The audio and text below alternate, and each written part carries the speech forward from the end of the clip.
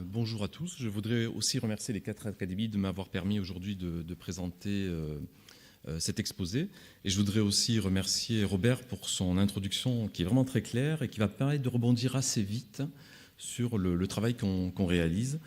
En fait, nous, on est conscient qu'on est exposé en général, pour la population générale, à des très faibles doses de perturbateurs endocriniens. J'exclus pour l'instant les travailleurs professionnels. Et donc, nous, ce qui nous intéresse, c'est vraiment d'essayer d'identifier les mécanismes qui pourraient médier des effets à faible dose, donc des effets qui seraient médiés par ces faibles expositions. Et c'est pour ça qu'en collaboration avec William Bourget à Montpellier, on a développé des techniques, donc à la fois cellulaires et cristallographiques, pour étudier ces interactions entre ces molécules qu'on retrouve dans l'environnement et les récepteurs nucléaires. Donc, je vais passer assez vite sur les diapositives qui ont déjà été un peu décrites. Donc, les récepteurs nucléaires sont des facteurs de transcription et tous ceux que j'ai encadrés en jaune sont des cibles de molécules environnementales. Et aujourd'hui, je vais vous donner des exemples d'interactions sur 4 d'entre eux. Donc, le récepteur des estrogènes, dont on a déjà beaucoup parlé, un récepteur impliqué dans l'obésité et le diabète, PIPAR, un récepteur PXR, donc qui est dans le foie et qui est un récepteur qui est chargé de détoxifier, et le récepteur RXR, qui est en fait un partenaire d'hétérodynamisation de l'ensemble de ces récepteurs. Donc, je vous ai parlé des récepteurs nucléaires, je vais vous parler des molécules sur lesquelles on travaille. Donc, on a une approche, on travaille sur plusieurs familles de molécules, bisphénol, alkylphénol, phtalate, pesticides, rotatateurs de flamme, composés perfluorés, cosmétiques, organoéteints. Et ce qu'on essaye de faire, c'est de caractériser parmi ces molécules lesquelles sont les plus affines pour les récepteurs nucléaires, donc celles qui vont être potentiellement le plus dangereuses. Est-ce qu'il y en a vraiment quelques-unes qui sont actives à des très faibles concentrations, aux concentrations auxquelles on est exposé. Et également, ce qu'on essaye de faire, c'est, en travaillant sur des analogues structuraux, essayer d'identifier une alternative à ces molécules, un composé analogue qui soit dépourvu d'effet hormonal. Donc, vous voyez ici les différents partenaires. Le bisphénol A, par exemple, est capable d'interagir avec les récepteurs des estrogènes, un récepteur qui s'appelle ERR-gamma, le récepteur des androgènes et le récepteur PXR. Donc, juste un mot sur la signalisation, bien qu'elle ait déjà été décrite. Celle qui est bien connue, il y a 2 voies d'activation par ces molécules environnementales.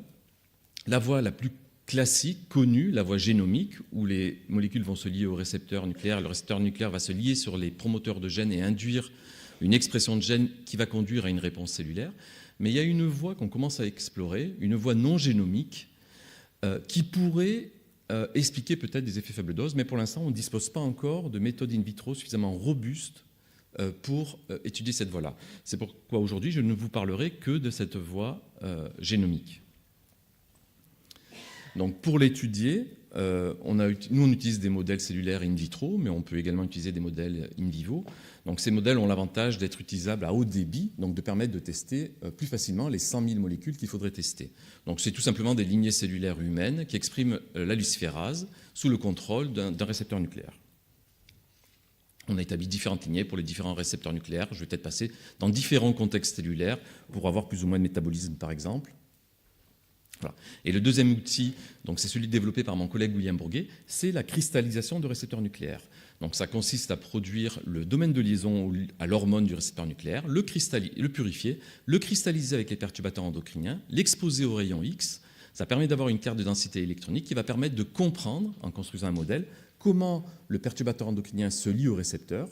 Est-ce qu'il va se lier avec une faible ou une forte affinité? Est-ce qu'il va inhiber ou activer ce récepteur? Et qu'est-ce qu'il faudrait faire pour le modifier, pour qu'il ne soit plus actif sur un récepteur nucléaire? Donc, pourquoi on est obligé de réaliser ce travail? Parce que vous avez ici des ligands naturels ou pharmaceutiques de ces 3 récepteurs nucléaires, récepteur des estrogènes, récepteur PIPAR-gamma, récepteur PXR. Vous avez ici des ligands qu'on va retrouver dans l'environnement. Et pour en choisir qu'un, par exemple, ici le bisphénol A, on peut considérer qu'il y a un peu une analogie de structure avec l'estradiol et qu'il est relativement facile de modéliser l'interaction du récepteur des estrogènes avec le bisphénol A. Mais regardez cette molécule qui est un organoéteint, le tributylétain. Elle ne ressemble à aucune façon en ce composé pharmaceutique. Pourtant, elle se lie aussi bien que ce composé pharmaceutique.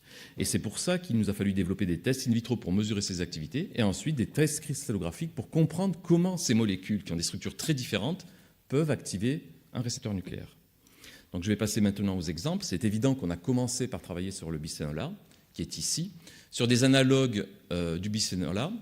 Et vous retrouvez le type de courbe qu'on a vu en introduction, c'est que les bisphénols sont de 1000 à 10 fois moins actifs que l'estradiol. C'est ici une activation dans les cellules de cancer du sein MCF7. Donc il y a ce décalage d'affinité qui pose une question, est-ce que, parce qu'on n'est pas exposé à des doses très fortes de bisphénol A, donc comment le bisphénol A peut avoir un effet s'il est actif à d'aussi faible dose? Donc c'est vraiment les questions auxquelles on s'intéresse. L'autre point est que les bisphénols, on a pu constater que c'était des agonistes partiels, c'est-à-dire que pour l'ensemble des réponses estrogéniques, ils ne sont pas complètement actifs. Et par exemple, le bisphénol C est le moins actif. Même s'il a une bonne affinité, c'est celui qui est le moins actif. C'est presque un antagoniste du récepteur des estrogènes. Donc pour comprendre tout ça, il nous a fallu cristalliser les bisphénols avec le récepteur nucléaire. Donc c'est le travail réalisé par William Bourguet. Vous avez ici l'estradiol dans la poche du récepteur. Donc ici, c'est une vue schématisée où on voit que les acides aminés qui interagissent avec l'estradiol. Vous avez ici le bisphénol A qui se lie à peu près de la même façon que l'estradiol, mais a beaucoup moins de contacts sur ces côtés-là, ce qui réduit son affinité. La grande surprise, ça a été de constater que le bisphénol C se liait d'une façon différente. Et ça a été la première de nos surprises. Les molécules environnementales ne se lient pas comme les hormones naturelles ou comme les composés pharmaceutiques au récepteur nucléaire. Et c'est pour ça qu'il est difficile de prédire de leur activité. Donc nous en avons profité quand même pour identifier un bisphénol, le bisphénol S, qui serait à notre avis un remplaçant du bisphénol A parce qu'il interagit moins bien avec le récepteur alpha des estrogènes, mais également avec le récepteur bêta, avec le récepteur des androgènes, également avec le récepteur ERR gamma.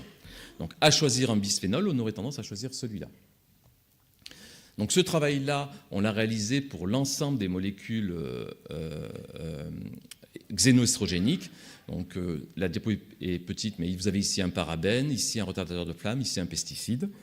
Donc je vais zoomer un peu plus sur les molécules. On a pu identifier donc des molécules qui se liaient comme l'estradiol, avec en général beaucoup moins d'affinité, parce qu'il y a très peu de contacts sur les côtés. Juste peut-être un des seuls xénoestrogènes qui a une très bonne affinité. Donc c'est un estrogène produit par les champignons, c'est la zéaralénone et ses dérivés. On a pu cristalliser cette molécule et se rendre compte que malgré sa structure différente de l'estradiol, elle se liait comme l'estradiol, avec juste un peu moins de contact sur cette partie-là qui expliquait le décalage d'un facteur 10 de concentration. Mais là, on identifiait vraiment une molécule qui pouvait avoir un effet proche de celui de l'estradiol. Donc c'est ce travail qu'on a cherché ensuite à... Pardon. On a identifié d'autres modes de liaison, excusez-moi. Je passe assez vite parce que ces molécules, dans l'ensemble, bien que ce soit des perturbateurs endocriniens supposés, ont des affinités très faibles. Et pour revenir aux parabènes, même le plus actif des parabènes a vraiment une affinité très faible pour le récepteur des estrogènes. Donc ce travail de caractérisation des molécules environnementales pour le récepteur des estrogènes, nous l'avons fait pour d'autres récepteurs. Et une molécule qui s'est avérée vraiment très affine, et je dirais dangereuse, mais qui a été interdite, c'est le tributylétain. Donc le tributylétain se lie avec la même affinité et la même activité que le ligand naturel du récepteur de l'acide rétinoïque, RXR, le 9,6 acide rétinoïque, et vous voyez que les structures sont complètement différentes. Il nous a fallu vraiment, encore une fois, cristalliser le récepteur en présence de TBT pour comprendre comment il se lie. Et la raison est là. Vous avez ici la poche de RXR, vous avez envers le mode de liaison de l'acide 9,6 rétinoïque qui remplit toute la poche, qui interagit à plusieurs endroits. Et en fait, ce qui se passe avec les organoétains, c'est que l'atome d'étain ici, contrairement à l'acide 9,6 rétinoïque, se lie de façon covalente à une cystéine qui provoque un changement de conformation. Là, on a affaire à un mode de liaison qui n'existe pas dans la nature. C'est un mode de liaison qu'on a créé au récepteur nucléaire. Il n'y avait pas, jusqu'à présent, de molécules connues pouvant se lier de façon covalente à un récepteur nucléaire. Et ça, cette liaison covalente augmente l'affinité et, dans ce cas-là, augmente l'activité. Le même organoétain est capable de se lier au récepteur PIPAR, mais dans ce cas, il n'est pas actif. Donc, pour comprendre la différence d'effet des organoétains sur le récepteur RXR et sur le récepteur PIPAR, il nous a fallu également cristalliser.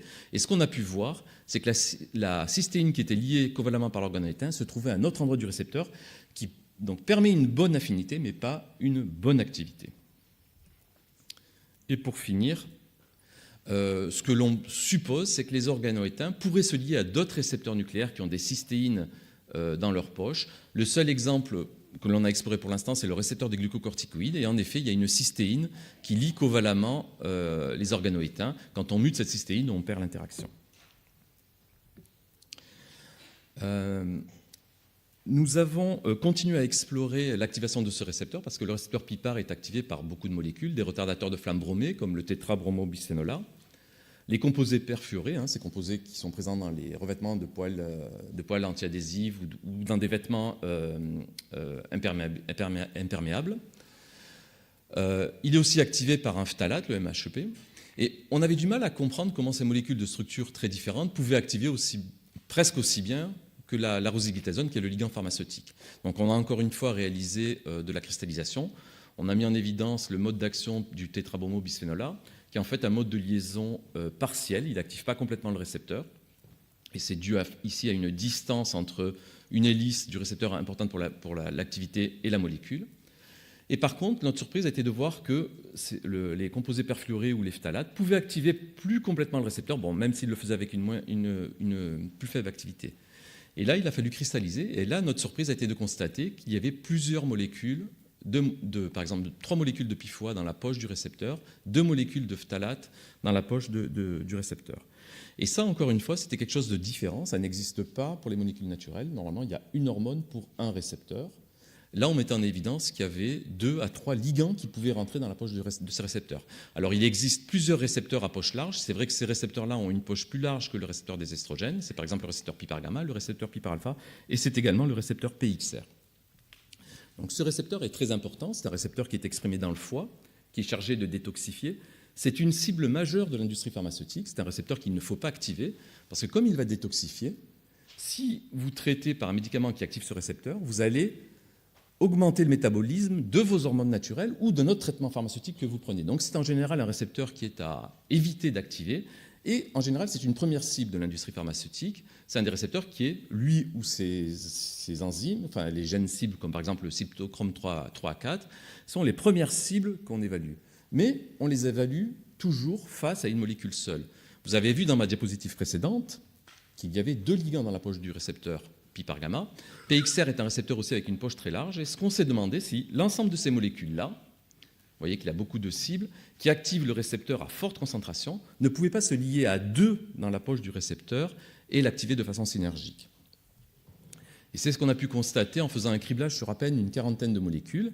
Alors pas 40 molécules toutes seules, mais 40 molécules en combinaison avec ces 40-là. Et nous avons pu mettre en évidence, vous avez ici la courbe de l'éthénylestradiol, et ici du pesticide transnonachlore, que ces 2 molécules-là, à la même concentration, pouvaient activer le récepteur de façon synergique.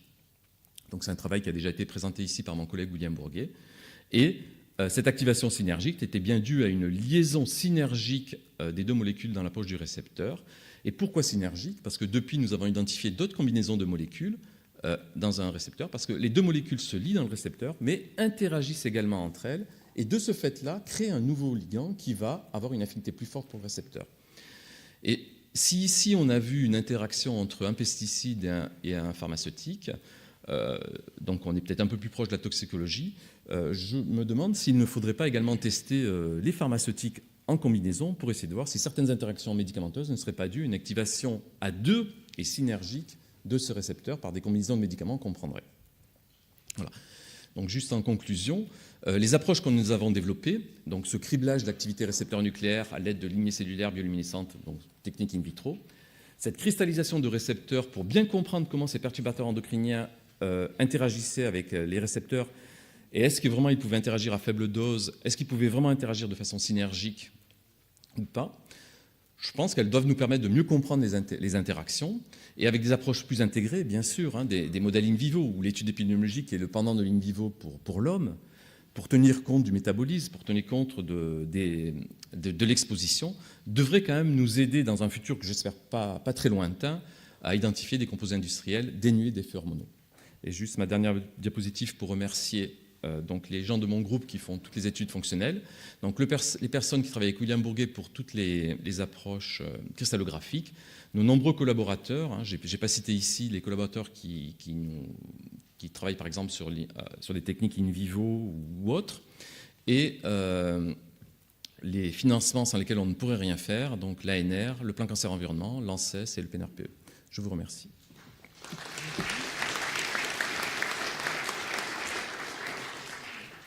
Nous avons le temps pour quelques questions. Oui, Moshe. Revenons au bisphénol. Quelles sont les concentrations in vivo quand les gens sont exposés? Parce que la différence entre affinité pour estradiol et le bisphénol est tellement grande. Est-ce qu'on peut arriver in vivo à des concentrations de 10-7 ou 10-6? Non, les concentrations sont beaucoup plus faibles, justement. C'est pour ça que dans notre travail, on cherche vraiment à s'intéresser à des effets faible dose. Les effets qu'on voit pour la plupart des molécules perturbateurs endocriniennes sont des effets à forte dose. Donc il faut soit imaginer des phénomènes d'accumulation, soit des phénomènes de synergie pour expliquer des effets faible dose. Après, le bisphénol A est peut-être un peu particulier. Le bisphénol A interagit avec beaucoup de récepteurs. J'en ai cité au moins 4. Donc on peut imaginer in vivo des effets synergiques en agissant sur plusieurs voies. C'est pour ça que ce n'est pas parce que le bisphénol A par exemple, peu d'affinité qu'on ne peut pas choisir une alternative avec un peu moins d'affinité pour les récepteurs nucléaires. Et l'autre hypothèse, c'est celle que j'ai abordée dans mes premières diapositives. Peut-être que les récepteurs nucléaires, ou en tout cas la voie génomique d'activation par les récepteurs nucléaires, n'est pas peut-être la voie majoritaire de son effet perturbateur endocrinien. C'est pour ça qu'on explore actuellement tout ce qui peut être voie non génomique, mais pour l'instant, je n'ai pas de résultats à vous proposer sur cette voie-là. Claude Monneret. Oui, je voudrais revenir sur le problème du bisphénol A. Donc j'ai suivi vos travaux avec intérêt. Et je rappellerai simplement qu'il y a une étude épidémiologique qui a été faite aux États-Unis chez les caissières de supermarchés, qui avait montré qu'effectivement, dans le taux sanguin de ces caissières, il y avait un taux élevé de bisphénol A. On sait pourquoi, puisque les tickets de caisse sont fabriqués à base de bisphénol A. Donc maintenant, il y a des chaînes de supermarchés qui s'enorgueillissent de dire sans bisphénol A. Mais j'aimerais savoir si le fait de l'avoir remplacé par autre chose est un progrès ou pas. Est-ce que vous pouvez me répondre à cette question? Et la deuxième que je poserai, vous avez beaucoup parlé du dérivé de l'étain. On sait que les dérivés de l'étain donnent très facilement des radicaux. Je voudrais savoir si c'est parce que ces radicaux se forment qu'il y a une plus grande activité vis-à-vis de multirécepteurs. Est-ce qu'on a une idée de cet aspect? Voilà, c'est un petit peu ma deuxième question.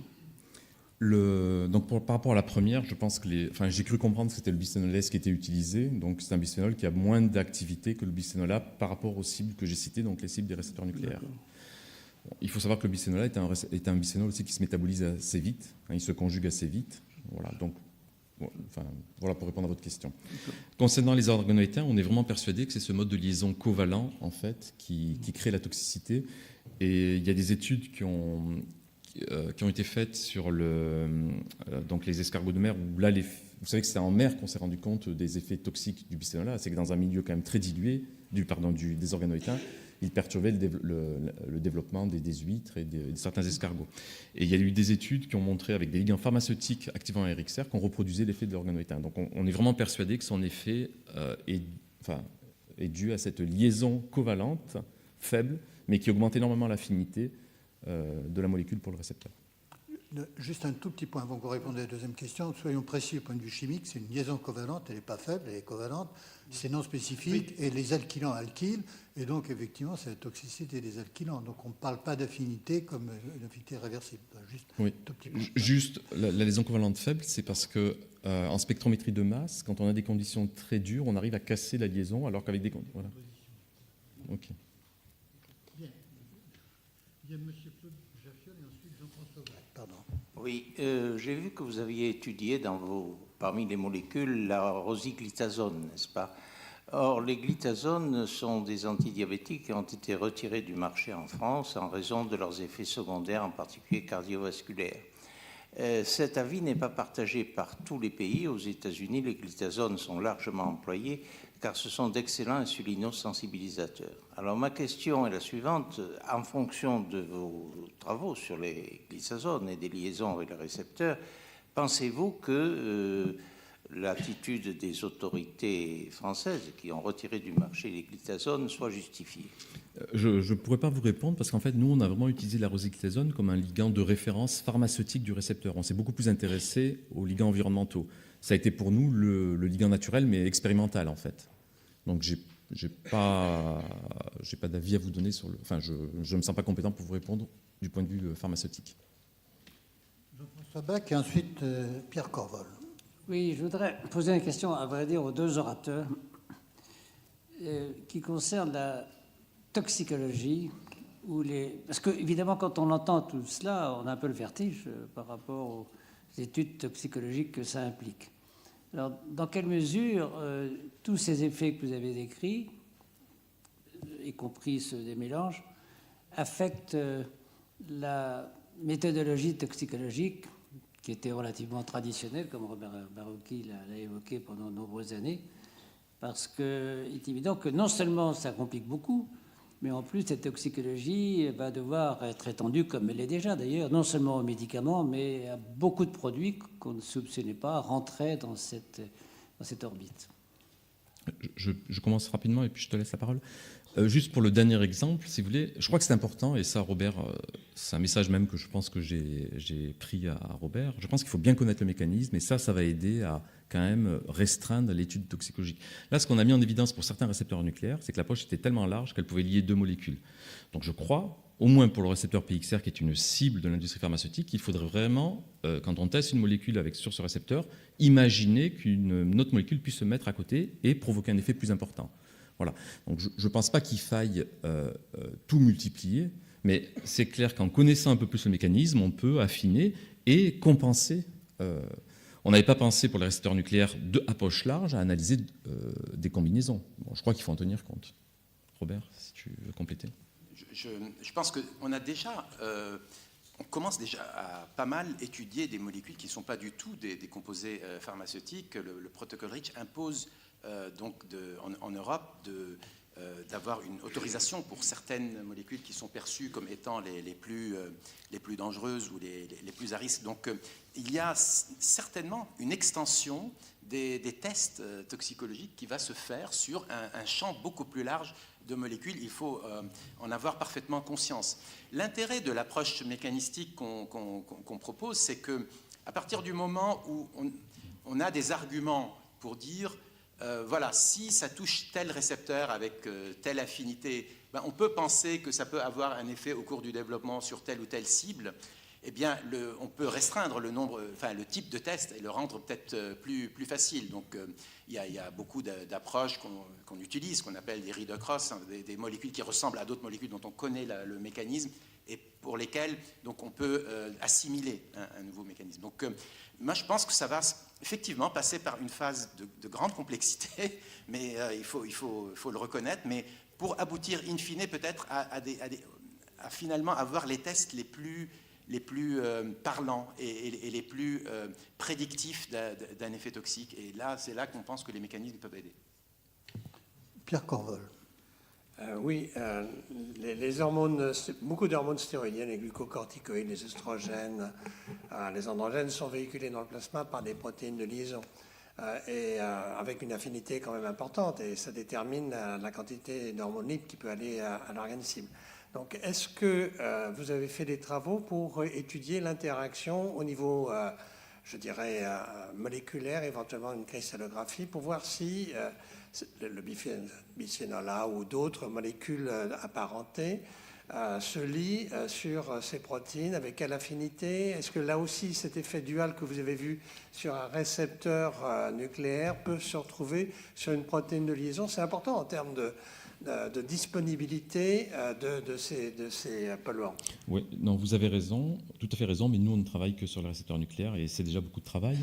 Juste, peut-être vous dire que pour les hormones thyroïdiennes, par contre, on suspecte que l'effet perturbateur endocrinien passe beaucoup par soit le transport des hormones, soit la dégradation des hormones. Il y a par exemple des pesticides qui agissent sur PXR et qui diminuent le taux de T3, d'hormones thyroïdiennes.